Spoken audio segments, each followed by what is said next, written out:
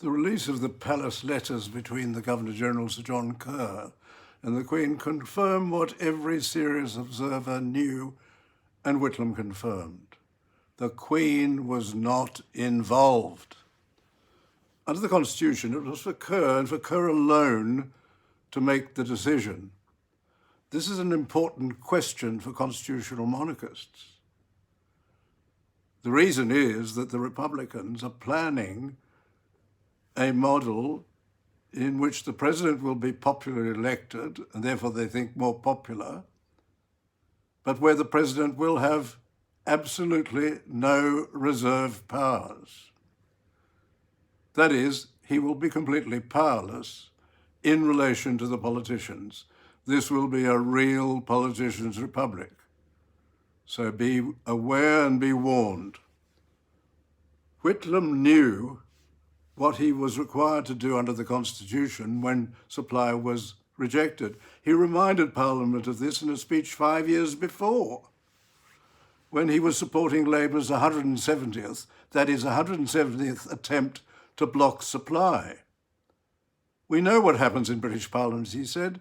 The tradition is that when a money bill is defeated, the government goes to the people to seek their endorsement of the government's policies.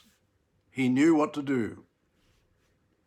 The mainstream all claimed that Kerr never warned Whitlam about the use of his reserve powers. But in his memoirs, Sir John says he told Gough Whitlam 4 times about the reserve powers. Now, Whitlam denies this in his counter-memoirs, at least in relation to 3 occasions, but accepts that at a dinner for the Malaysian Prime Minister, Tun Abdul Razak, he did, he says flippantly, say it was a question of who got to the palace first. Kerr, of course, wondered from that whether there was a deeper meaning in Whitlam's remark. Interviewed recently by David Pellow for Good Source News, he reminded me that Kerr was troubled by the legality of Whitlam's scheme to issue warrants redeemable at any bank to anybody who was owed money by the Commonwealth, including pensioners, public servants, contractors, and the armed services. Now, on legal advice, the banks refused to cooperate in what was clearly an illegal scheme. Then there was the approval of a massive loan through an unorthodox source, the Pakistani commodities trader Tirath Kamlani. This was approved at a meeting of the Executive Council, over which the Governor-General would normally preside. Whitlam sprung that on in Canberra when he knew Kerr was in Sydney. He didn't warn Kerr either about the meeting or what was going to be proposed, that is, the approval of a massive loan to be arranged through Tirath Kamlani, a very unorthodox source. In addition, there was the short-lived proposal that the Senate be ignored and that royal assent be given to the supply bill, clearly illegal.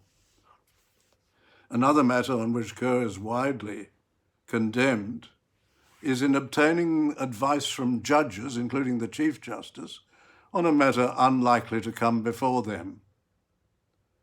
This is perfectly acceptable in our constitutional system, with many examples in Australia and in the United Kingdom. Indeed, a law lord, Lord Wilberforce, once confirmed to me that the opinion of Britain's highest judges was frequently sought from the palace. And in any event, within a few weeks of the dismissal, it was the people who were given the decision and they made theirs. Kerr did his duty.